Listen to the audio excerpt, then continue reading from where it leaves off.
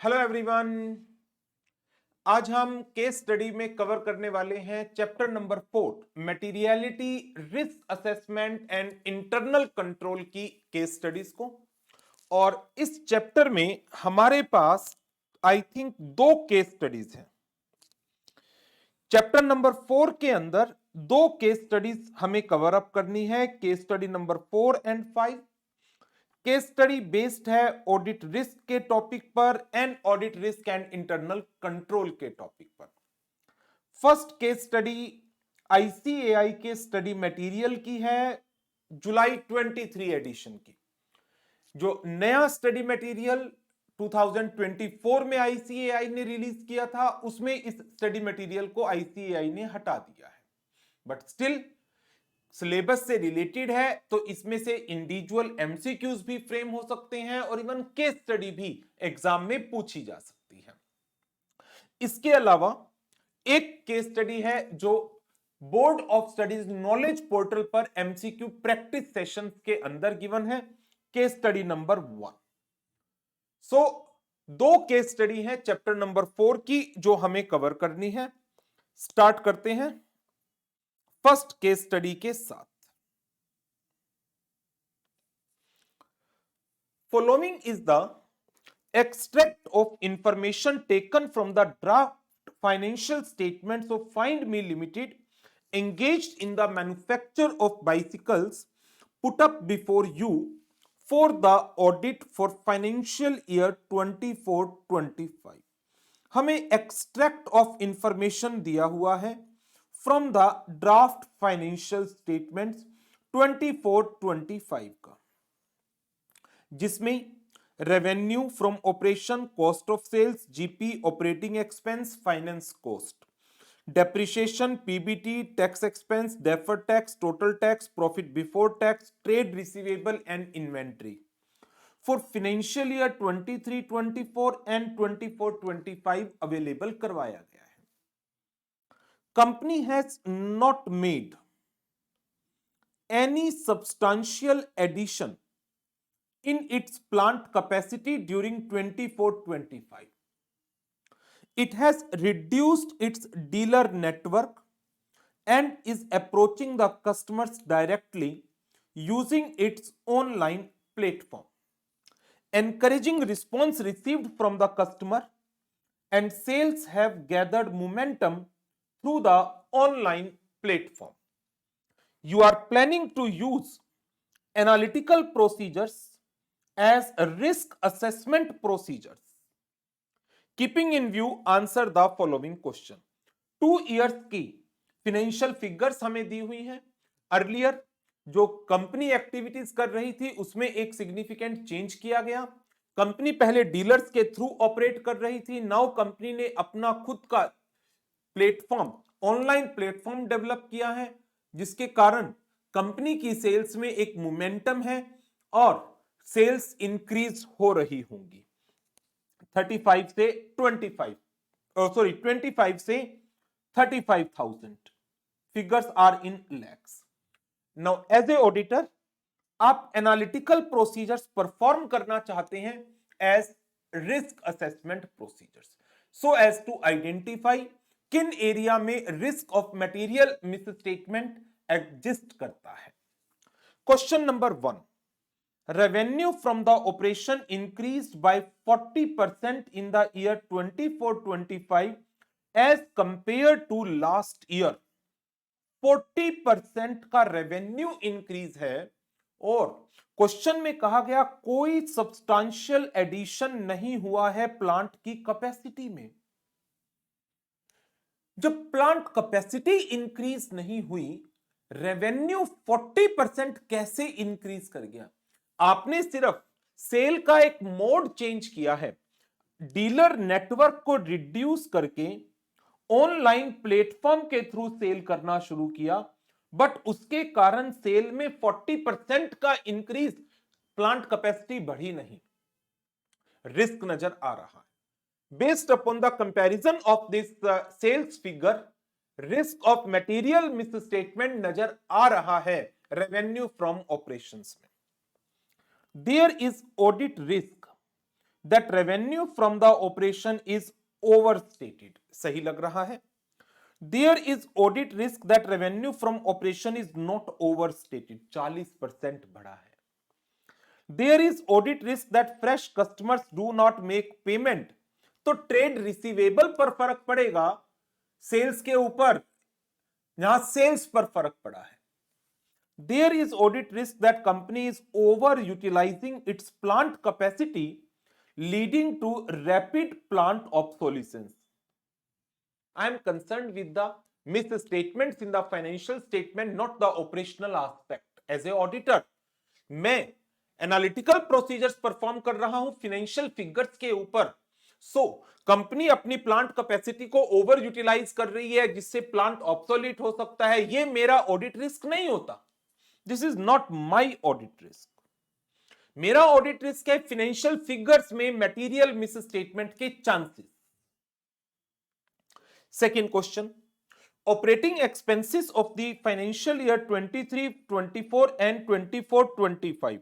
Operating expense 3825, 3825. They are same. Which of the following statement is most appropriate in the context of the case study? Chances हैं, जब sales इतनी बढ़ रही है तो expense भी प्रोपोर्शनेटली बढ़ने चाहिए थे. ऐसा थोड़ी है कि ये सारे एक्सपेंस फिक्स नेचर के हैं. तो एक मिस स्टेटमेंट नजर आ रही है. हो सकता है लास्ट ईयर की फिगर कॉपी पेस्ट हो गई हो by mistake. May be a kind of error. Operating expenses figure of 2 year can be same. There is no audit risk involved. There is huge audit risk. Reason, revenue में 40% का change है, तो how the expenses can be same? It is an anomaly. Exception कैसे है ये?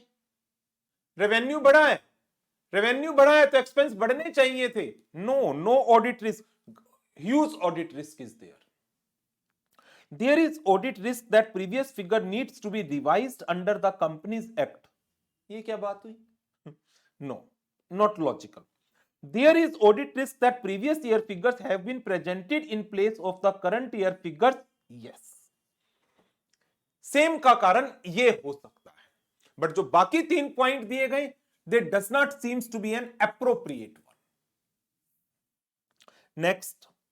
Trade receivable turnover ratio increased from 1.44 month in the year 23-24 to more than 2 month in the year 24-25. Identify the most appropriate statement. पहले debtor, they are equal to sales for the 1.44 month. अब आप online platform के through direct distribution channel पर चले गए हैं, dealer का network कम करके, तो आपके तो डेटर कम होने चाहिए थे. लेकिन आपके ट्रेड रिसीवेबल 2 मंथ की सेल के बराबर हो गए. यहां तो ऑडिट रिस्क नजर आ रहा है. जब आप डायरेक्ट ऑनलाइन प्लेटफॉर्म के थ्रू अपने प्रोडक्ट को बेच रहे हैं, तो वहां पर ट्रेड रिसीवेबल का क्वेश्चन इन जनरल नहीं आता.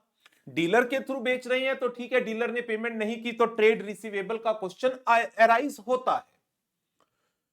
सो रिस्क है बहुत बड़ा. In direct distribution through the online platform, trade receivable turnover ratio estimated to be high. Low होनी चाहिए, डेटर कम होगा. No audit risk involve. In direct distribution through the online platform, trade receivable turnover ratio should have fallen. Yes.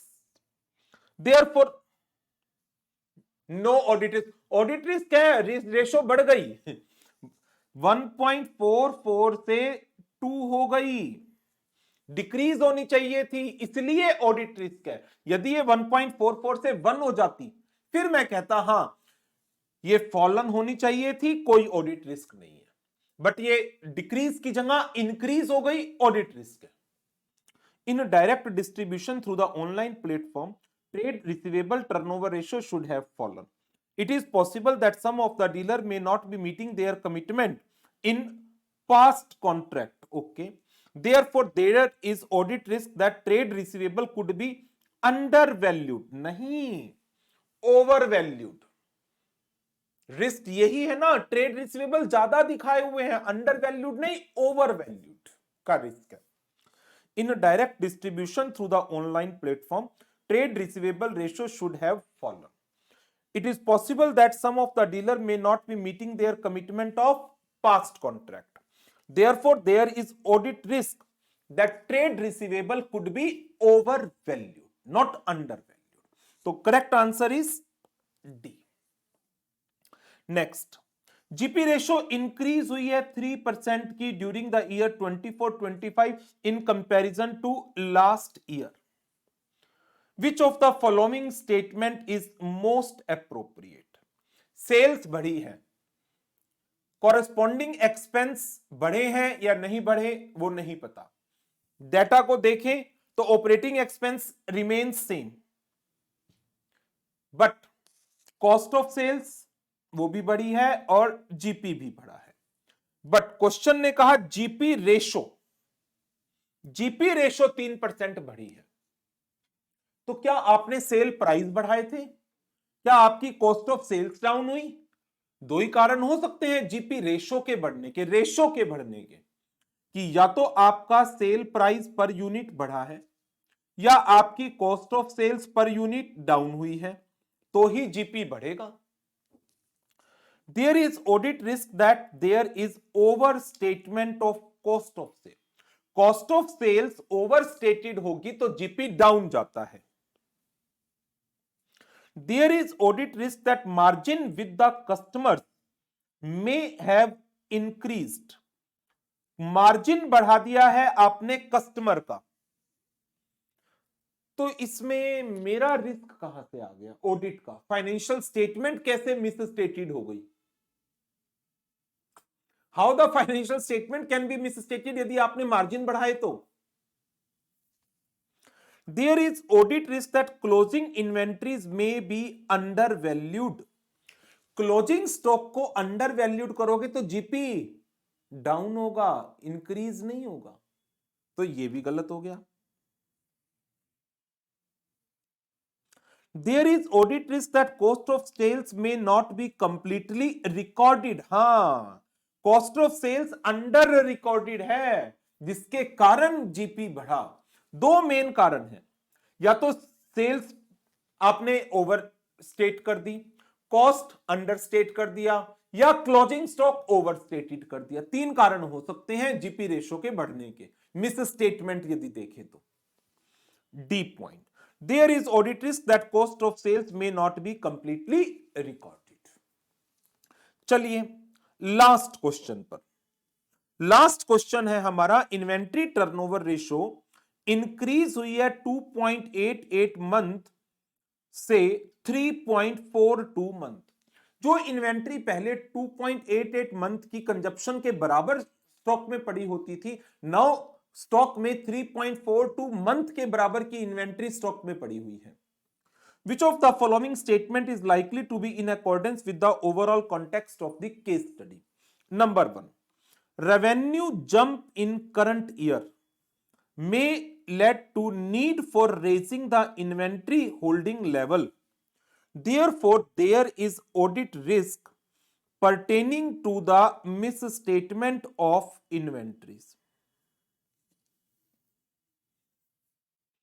Revenue increase है जिसके कारण inventory holding level बढ़ सकते हैं, ऑफ कोर्स बढ़ेंगे। Therefore there is audit risk कि inventory में misstatement हो सकती है, चांसेस है, लेकिन इन्वेंट्री होल्डिंग लेवल बढ़ने से इन्वेंट्री की मिस स्टेटमेंट डाउटफुल है। देखते हैं बाकी point. Rising of inventory level में raise locked up funds in inventory. Of course funds तो ब्लॉक होंगे इन्वेंट्री में। There is audit risk that it can lead to rise in the cost. तो इसमें मिस स्टेटमेंट का risk कहां से आ गया? ये तो बिजनेस का रिस्क है, ऑडिट का रिस्क नहीं है कि आपकी कॉस्ट बढ़ेगी। This is a business risk, not audit risk. Revenue jump in current year may have led to need for raising inventory holding level, बिल्कुल ठीक। However, there is also a risk that some of the inventory with the dealer could have become obsolete, ठीक है। It leads to the audit risk that inventory may be overvalued. A point से C point ज्यादा appropriate है, ज्यादा appropriate है। Most likely answer पूछा गया है। मिस स्टेटमेंट हो सकती है इन्वेंट्री में, और यहां पर कह रहा है इन्वेंट्री ओवर वैल्यूड हो सकती है। क्यों? हाई होल्डिंग लेवल से इन्वेंट्री का होल्डिंग आपने बढ़ा दिया, तो डीलर के पास इन्वेंट्री का स्टॉक बढ़ गया। इन्वेंट्री में भी ऑब्सोलीट, इन्वेंट्री ऑब्सोलीट हो सकती है, खराब हो सकती है। तो ईयर एंड पर इन्वेंट्री रिकॉर्ड होती है कॉस्ट और एनआरवी विचएवर इज लोअर, लेकिन आपने ऑब्सोलीट इन्वेंट्री को कॉस्ट पर ही दिखा दिया, तो आपने इन्वेंट्री क्या कर दी? ओवर वैल्यूड कर दी। सो सी आंसर ज्यादा एप्रोप्रिएट है ए से। There is audit risk on account of both of the factor, B के कारण तो नहीं, बी के कारण तो बिजनेस रिस्क आ रहा है, ऑडिट रिस्क नहीं है। तो इसका एप्रोप्रिएट आंसर क्या बनेगा? C. C will be the most appropriate answer.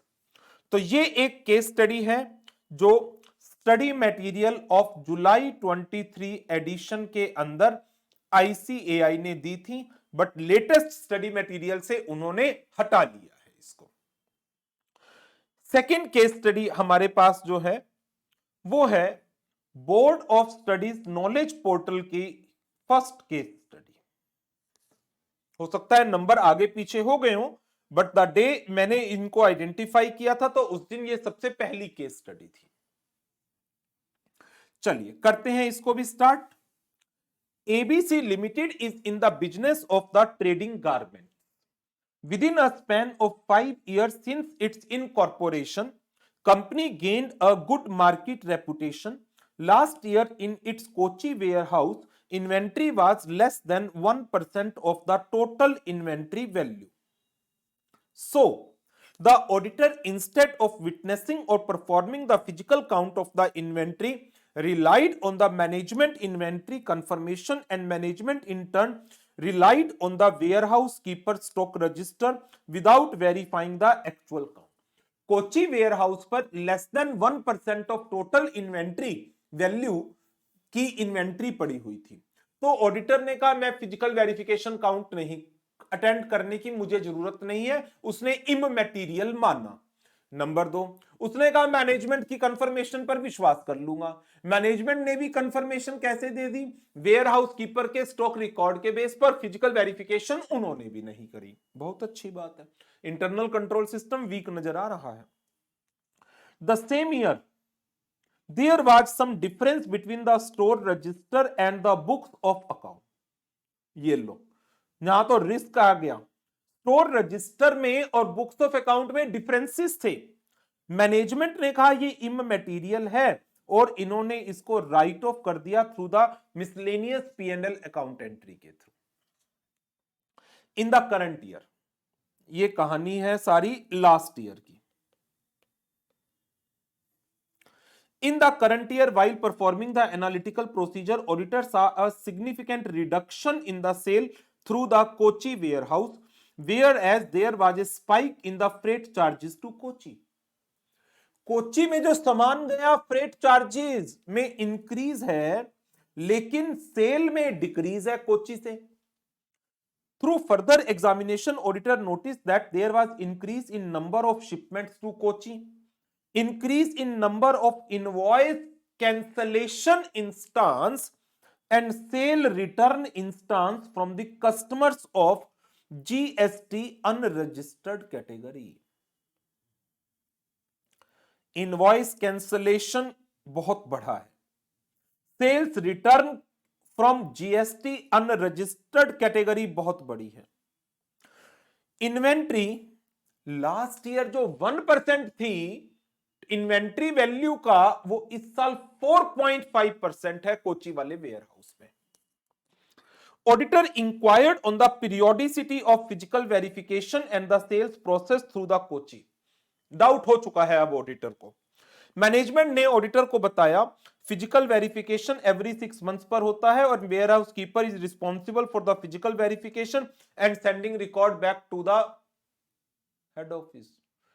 Segregation of duties की प्रॉब्लम है। जो पर्सन रिस्पॉन्सिबल है ओवरऑल मैनेजमेंट का वेयर हाउस की, वही पर्सन फिजिकल वेरिफिकेशन भी कर रहा है।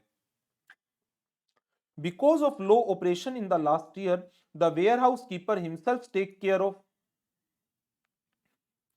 वही पर्सन इनवॉइसिंग और डिस्पैच को भी रेगुलेट कर रहा है। Monthly invoice detail along with the monthly stock register is sent to the head office monthly basis पर। This year too there is a substantial difference between the inventory as per book and inventory as per stock register and inventory as per physical verification. Differences हैं inventory पर, books कुछ और बोलती हैं, stock register कुछ और बोलता है, फिजिकल वेरिफिकेशन में कुछ और नजर आता है। पूरी तरह से इंटरनल कंट्रोल लैप्स कर रहा है कोची वेयर हाउस पर इन्वेंट्री को लेकर। Auditor decided to visit the Kochi warehouse and conduct the root cause analysis and get the correct closing value of the inventory. Finally, auditor decide to visit the Kochi warehouse. After the visit, auditor conclude that warehouse keeper was issuing the stock with invoices. However, on sales return, credit notes were issued to various customers. An entry made in the stock register of goods received on sales return, but physically goods were never returned. Physically goods वापिस ही नहीं आ रहे। बहुत अच्छी बात है। Auditor doubt same instance might have happened last year as well, because of which there was a difference between the physical stock and the book. जब आपने invoice cancel किया, बुक्स में आपने रिटर्न दिखा दी, बट फिजिकल गुड्स आए नहीं। That's why difference आना ही आना था इन्वेंट्री में। On this information management asked the auditor why this was not brought into notice last year. Management ने ऑडिटर पर ही क्वेश्चन लगा दिया, आपने हमें ये लास्ट ईयर क्यों नहीं बताया, हमारे नोटिस में क्यों नहीं लाए? क्या audit last year proper conduct नहीं हुई थी? A consultant was appointed by the management to overview the internal control regarding the verification of the inventory and suggest the recommendations. अब आपसे कुछ क्वेश्चंस पूछे गए हैं। Number 1, in the view of the above case scenario, which according to you is the correct statement? Only the errors can be expected to be identified during the audit. Only error नहीं, fraud भी identify किए जा सकते हैं, ऐसा नहीं है कि सिर्फ एरर आइडेंटिफाइड होते हैं। Only the statutory compliances can be expected out of statutory audit, ये भी गलत है। Auditor content that last year the inventory level in Kochi was not in the sampling materiality level and therefore last year this issue was not identified. Reason, 1 year से भी कम थी inventory, 1 year of total value से भी कम थी। और ये auditor की judgement होती है कि वो किस चीज को मटेरियल मानता है, किसे नहीं मानता। और यदि इन्वेंट्री टोटल इन्वेंट्री के 1% से कम थी और ऑडिटर ने उसको सैंपलिंग मटेरियलिटी के अंदर कंसीडर नहीं किया, it's okay. This is the part of audit risk.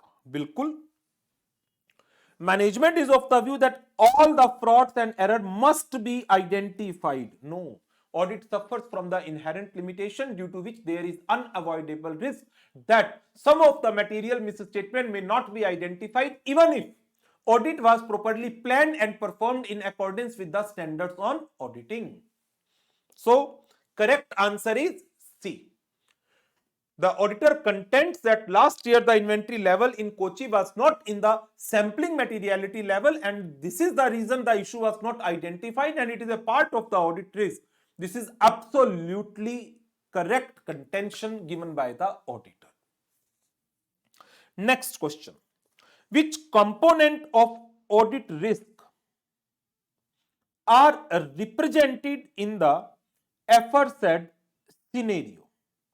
There are 3 kinds of audit risk. One is inherent risk, second one control risk, third one detection risk.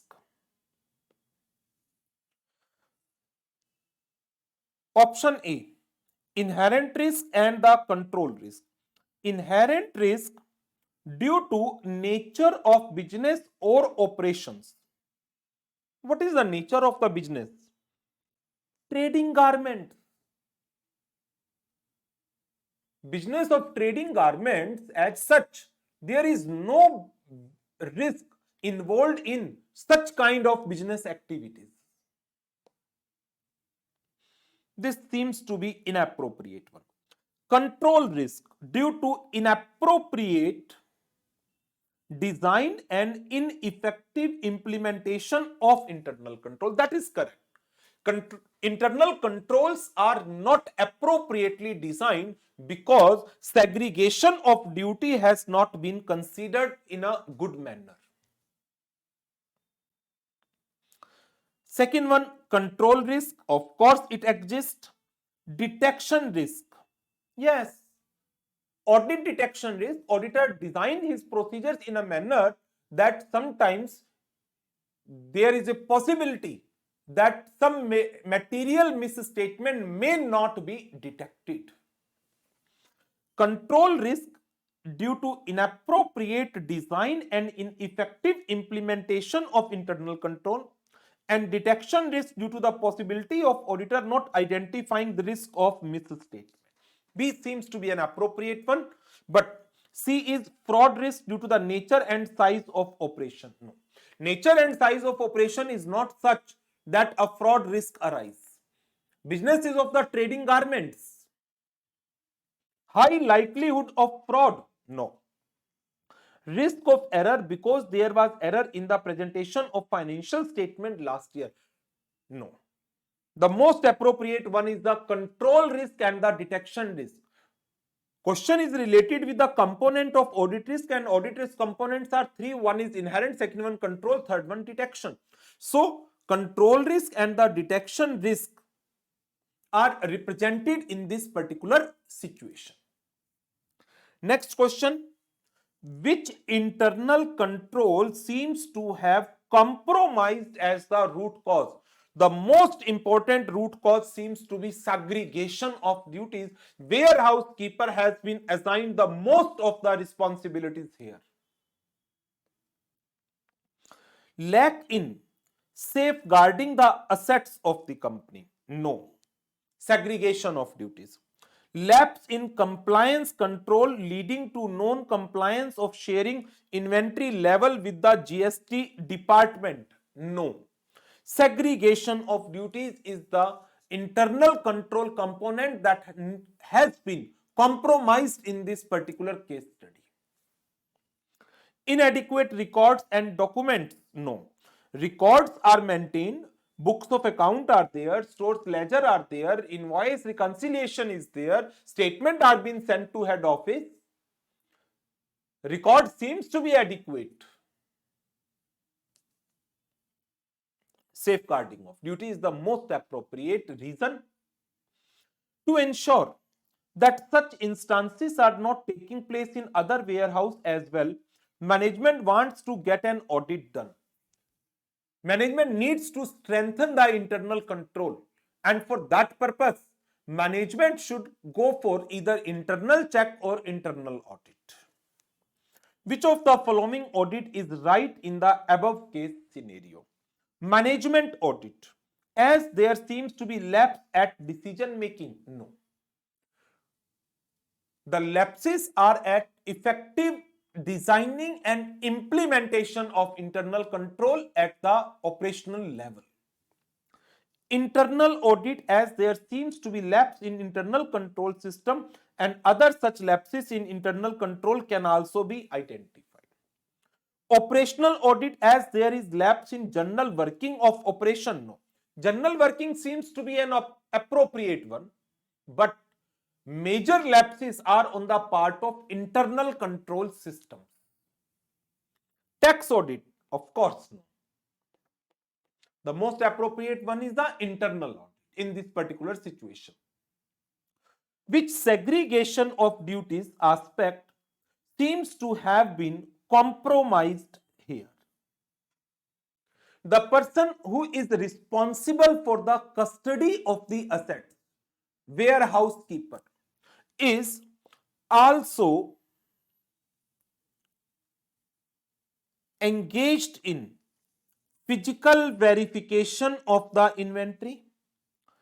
He is also taking care of invoicing and dispatching of the goods.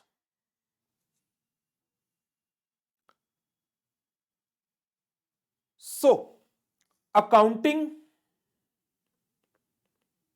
that is records, are being maintained by the warehouse keeper. Warehouse keeper is the custodian of the inventory. Warehouse keeper is also involved in physical verification. Authorization. There is no question of authorization in this case study. Who authorized the transaction? Execution, of course. Record keeping, of course. यहां पर compromise हुए हैं. Authorization, execution, custodian. Execution, custodian, record keeping. Yes. Custodian, record keeping, authorization. No question, no statement, no facts relating to authorization of the transaction is stated in this case study.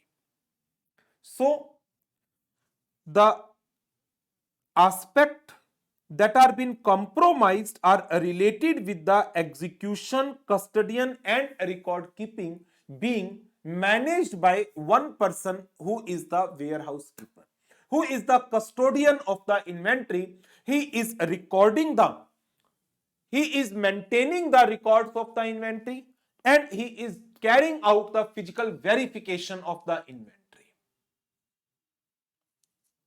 So, C is the correct answer. So, these two case studies are related with the chapter number 4. One is given in the study material of July 23 edition and another one is in the Board of Studies knowledge portal. So, this is all for this session, and in next session we carry out the case studies of chapter number 5. So, case studies of chapter number 5 जो audit evidence है that deals with SA 500, 501, 505, 510, 530 and 550. 5 और 6 standards are there जो chapter number 5 के अंदर हम deal करेंगे. सो कोशिश करिएगा कि जो ये 5-6 स्टैंडर्ड हैं जो चैप्टर 5 के अंदर कवर होते हैं आप इन्हें एक बार रिवाइज कर लें सो दैट इनकी केस स्टडी भी अच्छी तरीके से आप कवर अप कर सकें. So this is all for this session. Thank you very much. Good bye.